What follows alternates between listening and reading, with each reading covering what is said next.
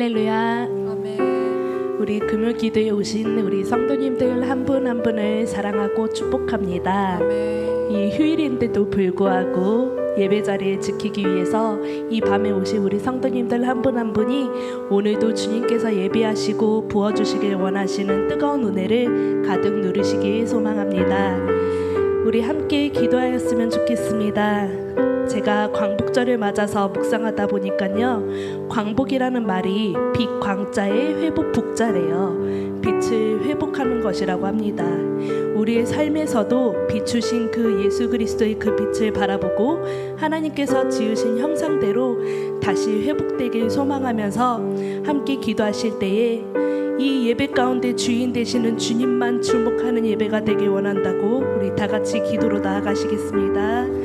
사랑의 하나님 감사합니다. 하나님 우리에게도 불구하고 이 자리에 하나님께 나오게 아버지 하나님께서 불러주시는 줄 믿습니다. 하나님 빛으로 오신 그 예수님의 회복 가운데 아버지 우리를 회복시켜 주시는 은혜를 우리가 누리길 원합니다. 하나님께서 함께하여 주시고 하나님께서 역사하여 주셔서 하나님 이 땅 가운데 아버지 이 시간에 은혜가 가득 채워지길 소망합니다. 하나님만 집중하는 예배, 주님께만 주목하는 예배 되게 하여 주시옵소서. 하나님 그냥 왔다 그냥 가는 시간이 아니라 온전히 하나님께만 집중하여서 하나님 만나고 돌아가는 시간 되게 하여 주시옵소서. 주님 역사하여 주십시오. 주님 임재하여 주시옵소서. 성령님 채워주시옵소서. 오직 은혜로 오직 성령으로 충만한 시간 되게 하여 주시옵소서. 주님 한 분만을 같이 꽃들도 찬양 나누겠습니다.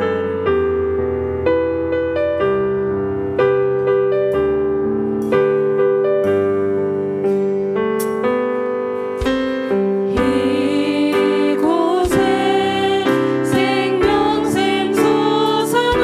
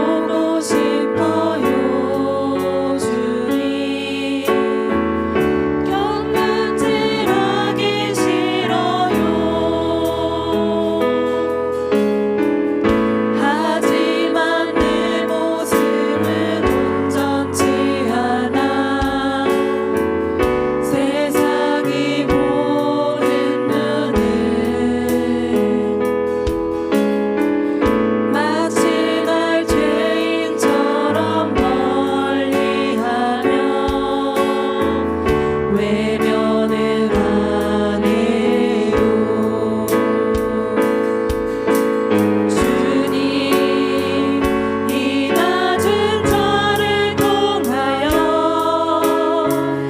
어디에 쓰시려고 이렇게 초라한 모습으로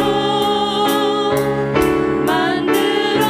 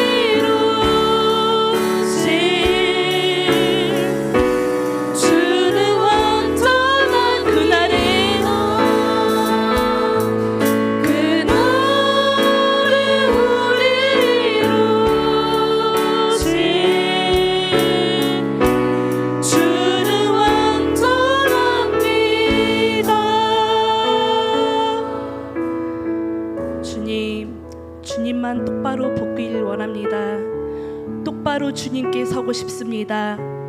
똑바로 주님께 걷고 싶습니다. 그런데 우리의 마음과 우리의 몸이 온전치 않아 주의 뜻을 이루며 살기보다 주의 긍휼을 구하는 죄인입니다. 그럼에도 우리를 사랑하셔서 그 사랑과 한량없는 은혜로 허다한 죄를 덮어주신 은혜에 힘입어 나아갑니다. 오늘 밤도 주의 긍휼하심과 예수 그리스도의 소망이 더욱 불일 듯 일어나게 하여 주시옵소서. 한없는 주님의 은혜가 오늘 이 시간 위에 넘치게 하여 주시옵소서. 말씀을 전하시는 전도사님께 성령님께서 생각과 입술을 주관하여 주셔서 전하는 자나 듣는 자 모두 성령으로 부응하게 하여 주시옵소서. 우리의 유일하신 소망 되신 주님의 이름 한번 부르짖고 기도하며 나아가겠습니다. 주여, 주님께 똑바로 서기 원합니다. 하나님, 주님을 똑바로 보고 싶습니다. 하나님, 그러나 우리의 한량한 아버지, 우리의 온전치 않아서 하나님을 보지 못한 죄인입니다.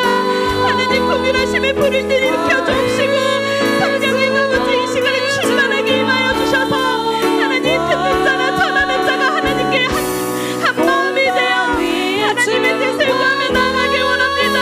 하나님의 나라를 바라보게 하여 주옵시고 주님의 임재를 경험하게 하여 주시옵소서. 하나님, 역사하시며 아버지의 마음이 회복되게 하여 주옵시고 우리의 삶도 회복되게 하여 주옵시고 우리의 예배도 회복되게 하여 주옵시고 우리의 건강도 회복되는 역사하심이 일어나게 하여 주시옵소서. 주님만 집중하게 하여 주옵시고 주님만 지목하게 하여 주시옵소서. 온전히 주님께만 영광 돌려드리며 나가게 하여 주시옵소서. 주님, 채워주십시오. 주님, 역사하여 주십시오. 온 세상 위에 넘칩니다. 가릴 수 없는 주 영광, 온 땅 위에 충만합니다. 주님만 이 길이오니 우린 그 길 따라갑니다. 그 나를 우리 이루신 주는 완전합니다.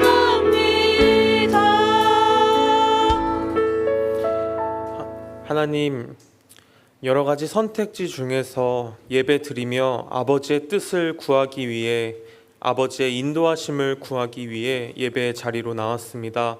저희의 예배를 받아주시고 말씀으로 가르쳐 주옵소서. 말씀 앞에 진실하게 반응하도록 용기 허락하여 주옵소서. 예수님의 이름으로 기도합니다. 아멘. 말씀 함께 읽겠습니다. 오늘 말씀은 학개 1장 1절부터 15절 말씀입니다. 학개 1장 1절부터 15절입니다. 제가 먼저 1절 읽고 한 절씩 교독하고 마지막 15절은 함께 읽겠습니다. 학개 1장 1절부터 15절 말씀입니다. 다리오 왕 제2년 여섯째 달 곧 그 달 초하루에 여호와의 말씀이 선지자 학개로 말미암아 스알디엘의 아들 유다 총독 스룹바벨과 여호사닥의 아들 대제사장 여호수아에게 임하니라. 이르시되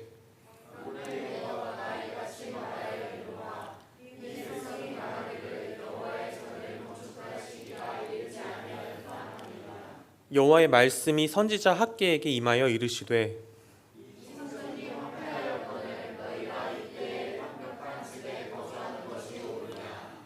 그러므로 이제 만군의 여호와가 이같이 말하노니 너희는 너희의 행위를 살필지니라.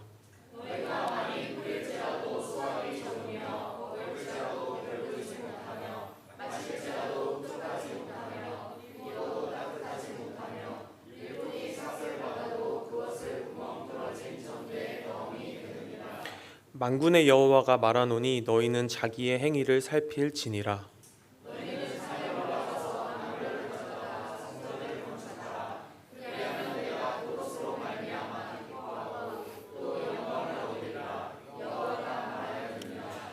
너희가 많은 것을 바랐으나 도리어 적었고 너희가 그것을 집으로 가져갔으나 내가 불어버렸느니라.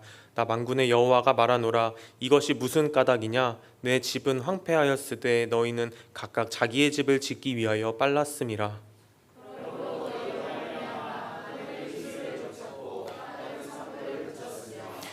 내가 이 땅과 산과 곡물과 새 포도주와 기름과 땅의 모든 소산과 사람과 가축과 손으로 수고하는 모든 일에 한죄를 들게 하였느니라.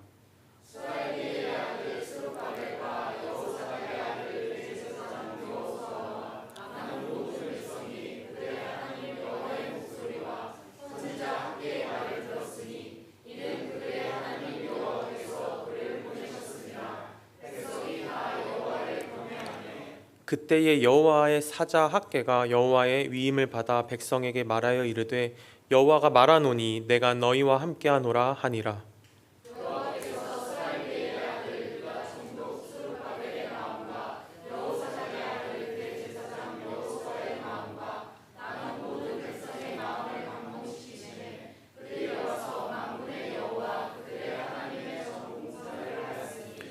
그때는 다리오 왕 제2년 여섯째 달 24일이었더라.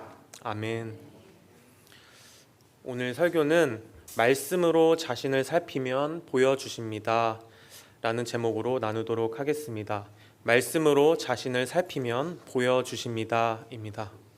무엇을 보여주시는지는 끝에 가서 말씀드리겠습니다. 저는 월요일 새벽기도 때 룻기, 요나서에 이어서 에스라 말씀에 대해 나누고 있습니다. 목사님 안식월 기간에도 이어서 진행하고 있는데요. 현재까지 에스라 4장까지 나눴습니다. 5장에 들어가기 전에 에스라서의 이해를 더 풍성하게 돕는 학개서를 오늘과 주일까지 살펴보려고 합니다. 오늘은 두 가지 예화로 설교를 시작하려고 합니다. 얼마 전까지만 해도 저녁 기온이 30도가 넘어서 잠을 설치던 때가 있었습니다. 오늘만 해도 28도이고 요즘에는 기온이 많이 낮아져서 비교적 쾌적하게 잘 수 있게 된 것 같습니다. 그럼에도 여전히 오후에는 무더워서 야외 활동을 하기에는 참 어렵습니다. 그래서 시원한 음료, 아이스크림, 팥빙수를 먹으면서 더위를 달래게 됩니다. 저도 최근에 배달로 팥빙수를 시켜 먹은 적이 있습니다. 배달이 도착해서 보니까 비닐봉투 안에 빙수 보냉팩이 들어있고 다시 보냉팩 안에 아이스팩 2개가 들어있고 플라스틱 통 안에 빙수가 들어있고 그리고 별도의 작은 플라스틱 안에 통 안에 연유가 들어있고 플라스틱 숟가락이 들어있었습니다. 다 먹고 나니 일회용 쓰레기 부피가 20리터짜리 봉투의 3분의 1이나 차지하는 것을 봤습니다. 환경을 지키기 위해서는 일회용품을 줄여야 한다는 사실을 알고 있어도 아이스크림, 빙수를 판매하는 업체들은 조금이라도 녹아서 도착했다가는 별점 테러를 받거나 부정적인 리뷰나 소비자 신고를 받을 수 있어서 더 꼼꼼하게 일회용품으로 포장하게 됩니다.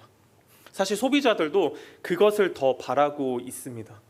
환경보다는 각 집에 배달되는 빙수를 지켜내는 것에 더 큰 우선순위가 있기 때문입니다. 이 과대 포장이 실질적으로 우리 삶에서 도움이 되기 때문에 환경 문제는 살며시 후손들에게 전달합니다. 이번에는 뜬금없지만 국방 관련 예화를 말씀드리겠습니다. 일반적으로 알려진 해군 전술 중에 현존 함대라는 것이 있습니다. 무엇이냐면 당장 이용할 수 있는 전함의 숫자가 많을수록 가지고 있는 무기의 파괴력이 클수록 함부로 못 덤빈다는 말입니다. 적이 함부로 못 덤비면 시간을 끌 수 있고 원하는 방법으로 작전을 끌어갈 수 있습니다. 마치 수컷 공작이 적들에게 위협을 주기 위해서 날개를 활짝 펼치듯이 말입니다. 적이 윗동네에 우두머리가 계시죠.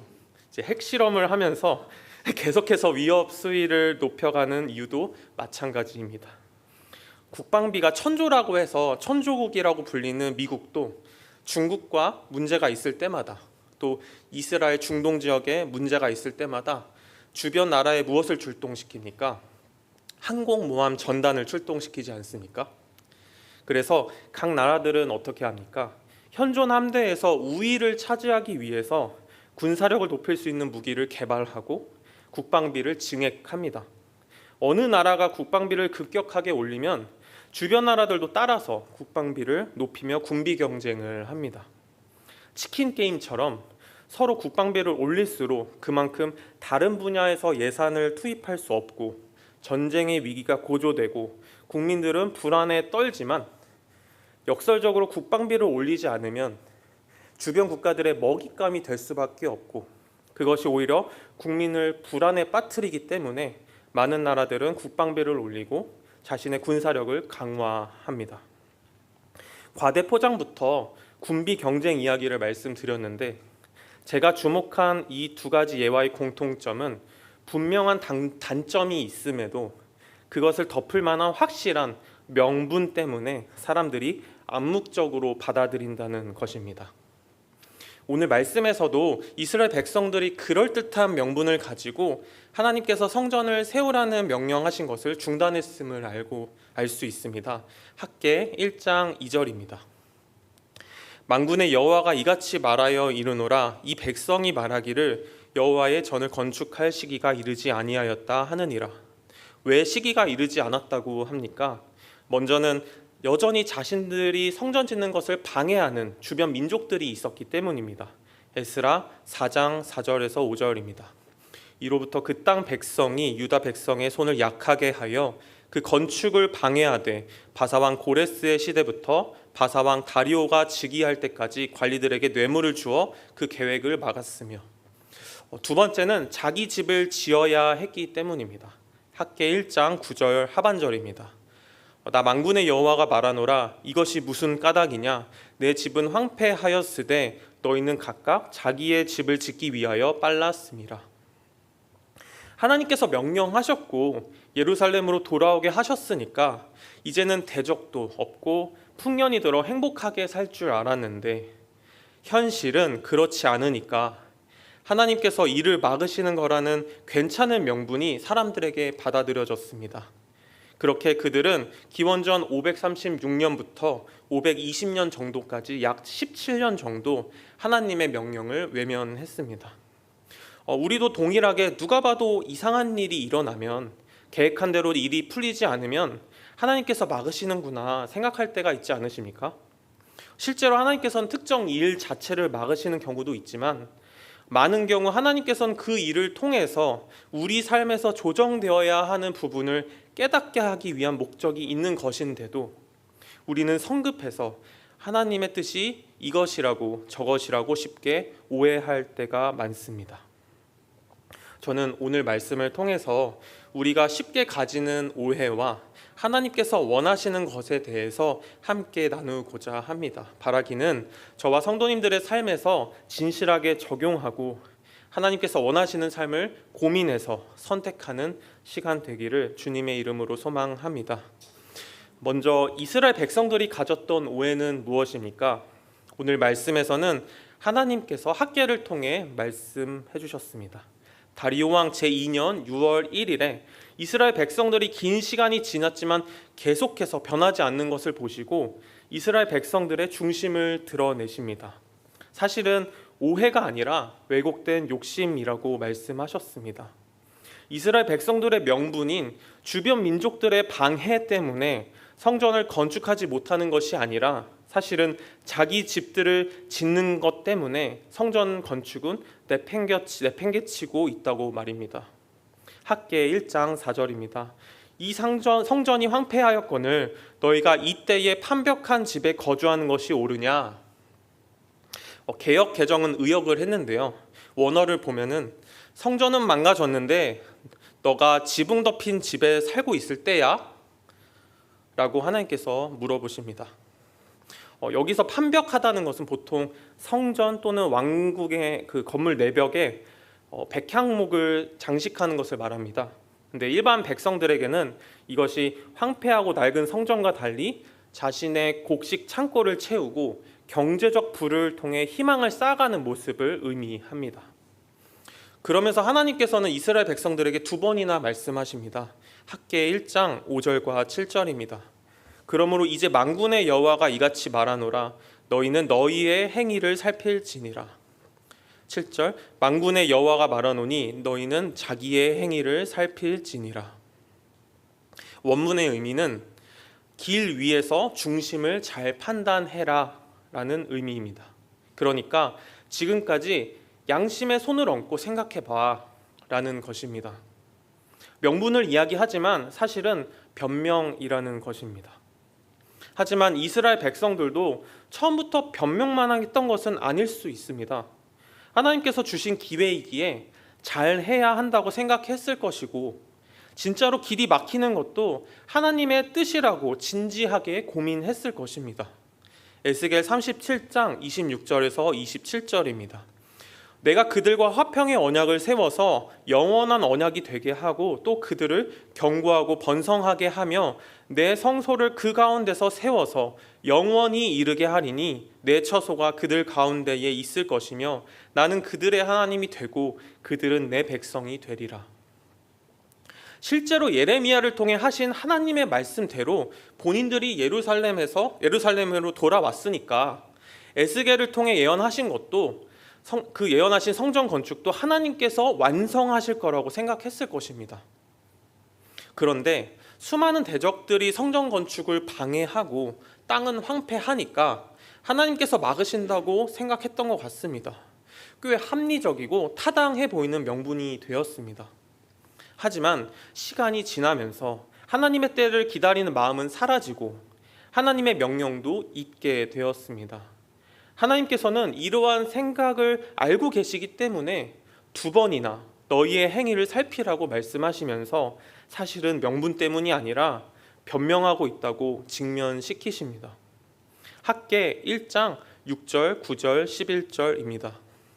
너희가 많이 뿌릴지라도 수확이 적으며 먹을지라도 배부르지 못하며 마실지라도 흡족하지 못하며 입어도 따뜻하지 못하며 일꾼이 삭슬 받아도 그것을 구멍 뚫어진 전대에 넣음이 되느니라. 9절 너희가 많은 것을 발았으나 도리어 적었고 너희가 그것을 집으로 가져갔으나 내가 불어버렸느니라. 나 만군의 여호와가 말하노라.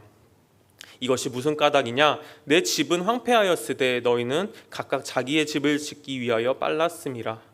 11절 내가 이 땅과 산과 곡물과 새 포도주와 기름과 땅의 모든 소산과 사람과 가축과 손으로 수고하는 모든 일에 한죄를 들게 하였느니라. 아멘. 처음이라면 몰라도 17년을 돌아봤을 때 계속 수확이 적고 배고프고 춥고 늘 부족하고 땅에 한죄가 들었다면 이제는 생각해봐야 한다고 가르쳐 주십니다.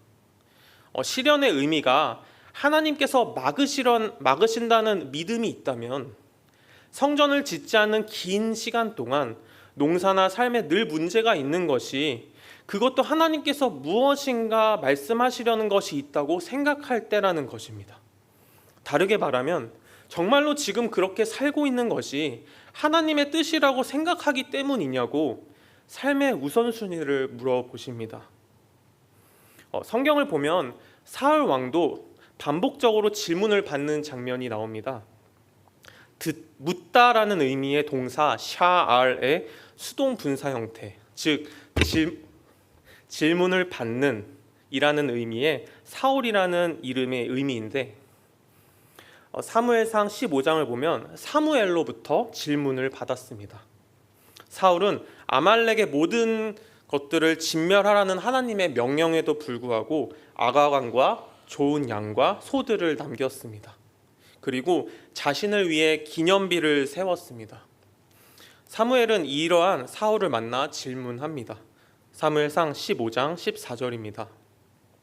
사무엘이 이르되 그러면 내 귀에 들려오는 이 양의 소리와 내게 들리는 소의 소리는 어찌 됨이니이까 하니라. 이 질문은 진짜 질문이 아니라 회개의 기회였지만 사울은 이것을 깨닫지 못하고 당신의 하나님 여호와께 제사하려고 남겼다고 대답했습니다. 그래서 사무엘 선지자가 사울에게 그 유명한 말씀을 하게 됩니다. 사무엘상 15장 22절입니다. 사무엘이 이르되 여호와께서 번제와 다른 제사를 그의 목소리를 청종하는 것을 좋아하심같이 좋아하시겠나이까? 순종이 제사보다 낫고 듣는 것이 숫 양의 기름보다 나으니. 사울은 자신의 선택이 옳은지 그른지 하나님께 묻지 않은 죄에 대해 회개할 마지막 기회로서 질문을 받았지만, 사울은 좋은 전리품으로 하나님께 제사 드린다는 거룩해 보이는 명분을 내세워 하나님 앞에서 변명만 했습니다. 사울의 문제는 하나님의 말씀보다 자신의 판단과 욕심을 앞세운 우선순위의 문제였습니다. 중심을 보신 하나님은 사울을 버리셨습니다. 성도님들께서는 혹시 우리나라 군대의 만병통치약에 대해 들어본 적 있으십니까? 네, 전역입니다. 원인 모를 질병으로 고통스러워하던 병사들도 전역만 하면 말끔히 낫는 기적을 경험하게 됩니다. 군대만 그런 것도 아닙니다. 직장 동료들 중에 출근할 때는 두통이 있다가도 퇴근만 하면 날아다니는 동료들이 있지 않습니까? 그런 사람들의 일하는 모습을 또 보면 어떻습니까? 마음이 없으니까 본인도 주변 사람들도 괴롭게 만들곤 합니다. 중심은 드러나기 마련입니다. 이스라엘 백성들은 마음이 떠난 상태로 아직 길을 열어주시지 않으니 때가 되지 않았다고 말하는 이스라엘 백성들에게 하나님께서는 상황이 아니라 자신의 중심을 살피라고 말씀하셨습니다. 그런데 성도님들께서는 때때로 연약한 우리에게 하나님께서 왜 그리 가혹하게 직면시키시는지 의문이 들 때가 있지 않으십니까? 왜 그렇게 하실까요? 직면하지 않으면 끝없이 외면하기 때문입니다. 하나님께서 인간에게 주신 은혜 중에 평안과 부요함뿐만이 아니라 확신과 망각도 있습니다. 확신하면 흔들리지 않습니다. 분명한 목적지를 향해 집중하게 됩니다. 망각도 마찬가지로 이 세상의 모든 스트레스와 마음의 부담을 덜어줍니다.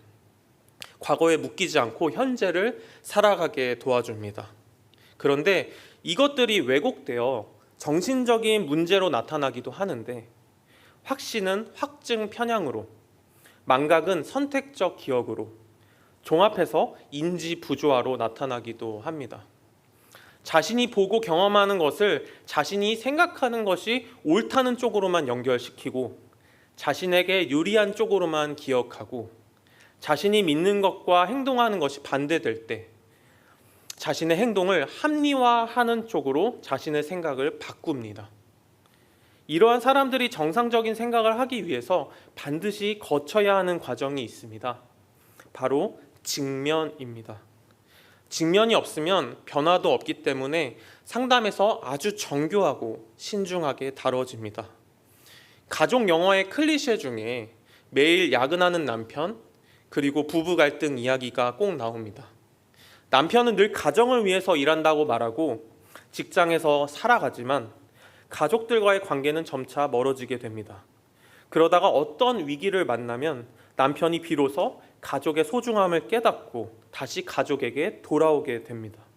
이 과정에서 남편은 과거에 자신이 빈자리 때문에 힘들어하는 가족을 보고 다 가족을 위한 것이라고 스스로 설득하면서 정작 본인은 외면했던 과거의 모습에 직면하게 됩니다. 사실은 가족들이 자신의 우선순위에서 밀렸던 것입니다.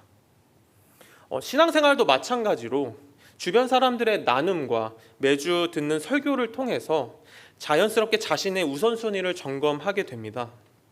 하나님의 뜻인지 아니면 세상의 즐거움, 돈, 명예, 관계인지 살펴보게 됩니다. 제가 어렸을 때 다니던 교회는 집사, 권사, 장로를 세울 때 헌금과 11조 현황을 평가 척도로 사용할 만큼 헌금을 강조했습니다. 어린 시절에는 돈으로 신앙을 평가하는 것 같아서, 말씀을 자기 입맛대로 해석하는 것 같아서 헌금이 신앙의 척도라는 이야기를 들으면 부정적인 생각부터 하곤 했습니다. 그런데 커서 보니까 상황에 따라 차이는 있겠지만 어떤 사람들이 돈을 어떻게 쓰는지 살펴보면 그 사람의 중심을 알 수 있다는 것은 맞는 말임을 깨닫게 되었습니다. 기도와 말씀도 마찬가지로 어떻게 하고 있는지 보면 그 사람의 신앙이 나옵니다. 시간이 남아야 기도하고 말씀을 읽고 있는지, 아니면 간절함 때문에 시도 때도 없이 하고 있는지 차이가 분명합니다. 사실 우리는 자신의 상태를 다 알고 있지만 적정 수준에서 외면하면서 살아갑니다.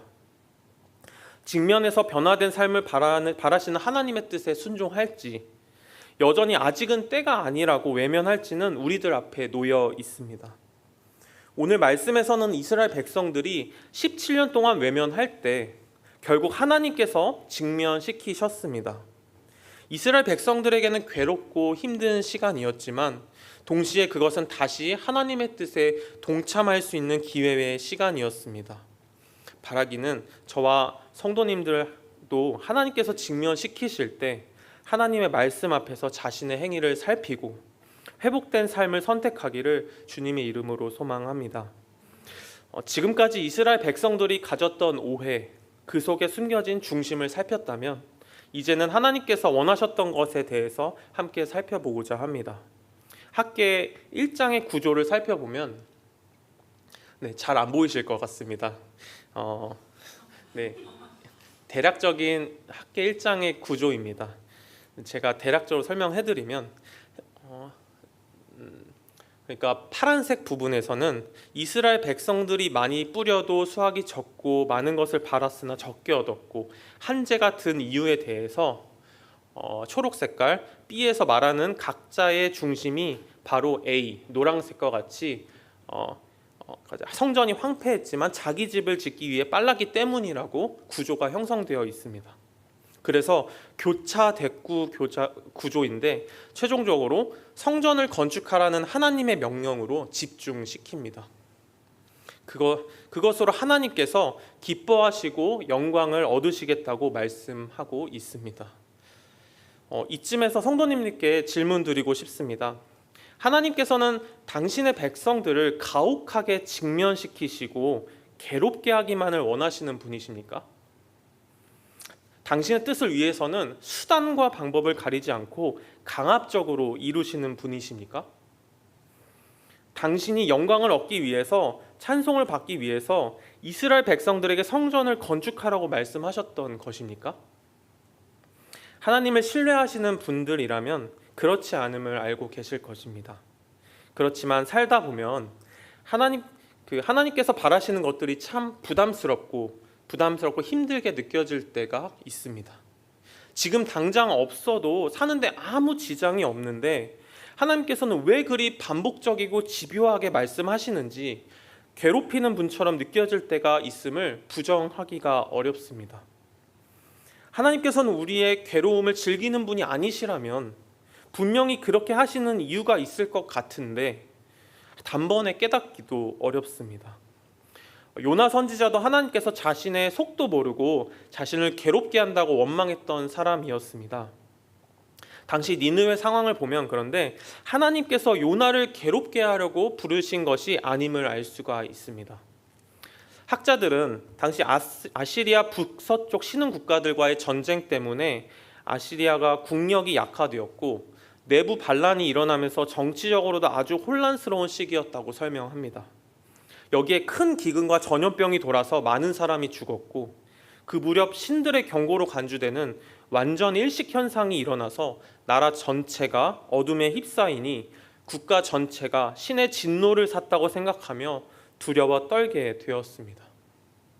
이 시기쯤에 요나가 니느웨에 가서 3일 동안 걸을 도시를 단 하루만 돌면서 회개하라는 말도 없이 40일이 지나면 니느웨가 멸명한다고만 외쳤을 뿐인데 전 국가적 회개 운동을 통해서 니느웨는 구원을 받았습니다.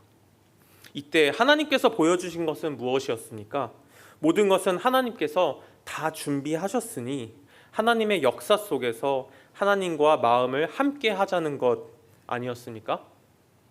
오늘 말씀의 배경도 비슷합니다.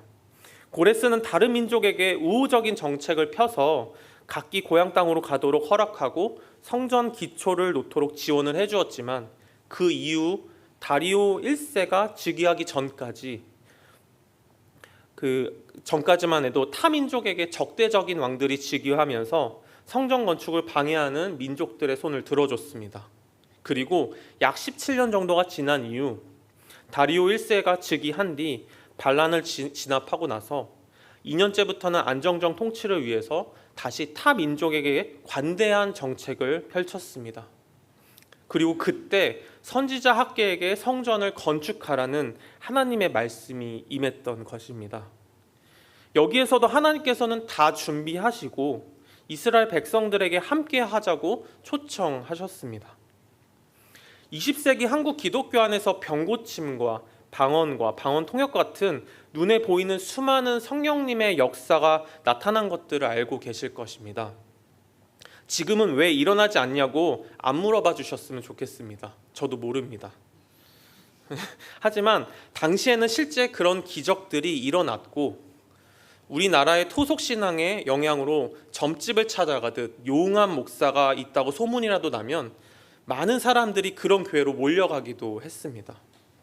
그런데 신기한 것은 당시 부흥 강사님들조차 그런 역사들이 자신의 능력 때문에 일어났다고 생각하지도 않았고 언제 어떻게 성령께서 일하실지도 몰랐다는 것입니다.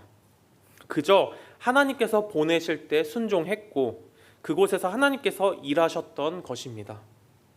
혹시 성도님들께서는 여전히 하나님께서 당신의 뜻을 위해서 수단과 방법을 가리지 않고 강압적으로 이루시는 분이라고 여겨지십니까? 아니면 다 준비하시고 하나님의 백성의 순종을 통해서 함께 완성하기를 원하시는 분으로 여겨지십니까? 오늘 말씀에서 이스라엘 백성들은 다시 여호와 하나님을 경외하고 하나님의 말씀을 들었습니다. 하나님의 뜻에 다시 함께하기를 결단했습니다. 그런 이스라엘 백성에게 하나님께서는 함께한다고 선언하십니다. 학개 1장 13절입니다. 그때 여호와의 사자 학개가 여호와의 위임을 받아 백성에게 말하여 이르되 여호와가 말하노니 내가 너희와 함께하노라 하니라. 17년 동안 하나님의 명령을 외면하고 성전을 방치했던 이스라엘 백성들이 돌이켜서 스스로 자신을 돌아보고 온전함을 회복하기로 결단할 때 하나님의 계획 안으로 불러주셨습니다. 이때 이스라엘 백성들이 한 것은 무엇입니까? 하나님께서 열어놓으신 길로 초청하실 때 순종했습니다. 방치했던 성전을 다시 지었습니다. 성전은 망가졌는데 너가 지붕 덮인 집에서 살고 있을 때야? 라는 질문에 이스라엘 백성들은 하나님 말씀 앞에서 자신의 우선순위를 점검한 뒤 이제는 하나님의 뜻에 동참할 때로 받아들이고 순종했던 것입니다. 하나님께서 다 준비하시고 동참하도록 초대하셨는데 하나님께서는 그것 때문에 기뻐하시고 영광을 얻으신다고 말씀하십니다. 엎드려 절받는 것처럼 보일 수 있지만 하나님께서는 그렇게라도 우리가 하나님을 경외하고 하나님과 함께 하기를 원하십니다. 우리가 하나님을 찾을 때 하나님께서 함께 해주십니다. 여기서 우리가 말씀으로 자신을 살필 때 하나님께서 무엇을 보여주십니까? 하나님께서 함께 하심을 보여주셨습니다. 물론 그 전에 하나님께서 그럴싸한 명분 뒤에 숨겨놓았던 개인들의 욕심을 들추셨습니다. 이것만은 포기할 수 없다는 것들을 직면시키셨습니다. 그리고 나서 하나님께서는 순종할 때에 함께 하심을 보여주셨습니다. 하나님께서는 우리의 약한 모습을 다 아십니다.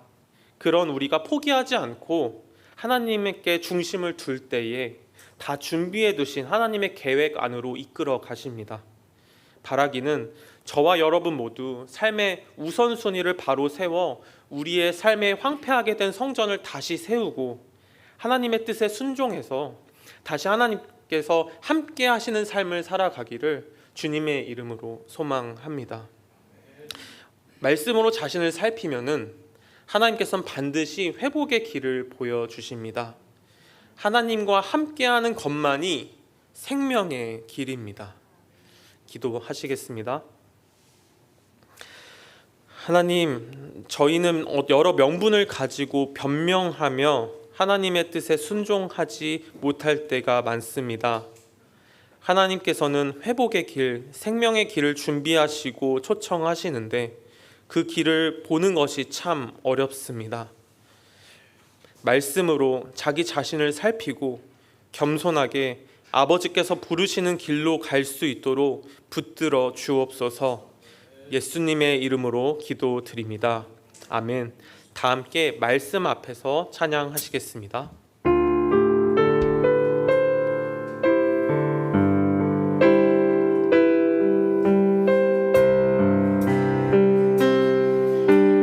말씀 앞에서 경외함으로 주께 홀로 섭니다. 생명의 말씀 읽고 순종해 주를 예배합니다.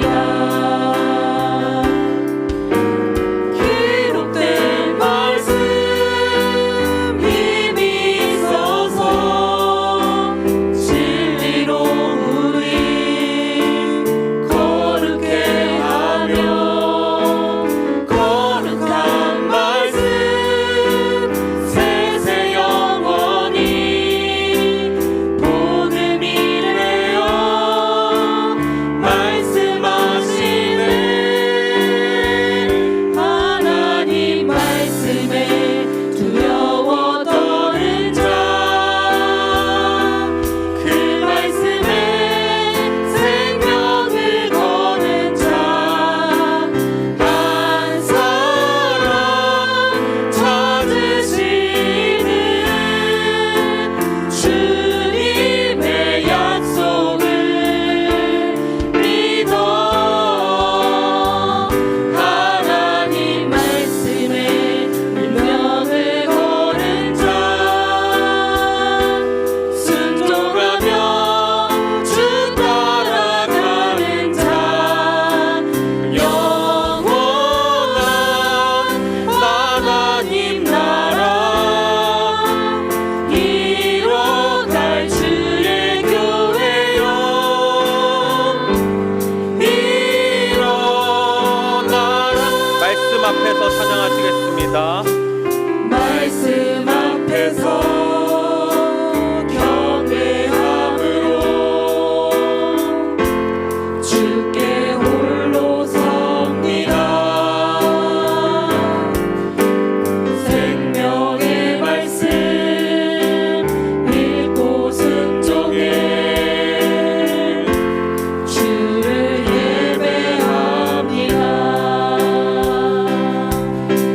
기록된 말씀 힘이 있어서 진리로 우리 거룩해 하며 거룩한 말씀 세세 영원히 복음이 되어 말씀하시네.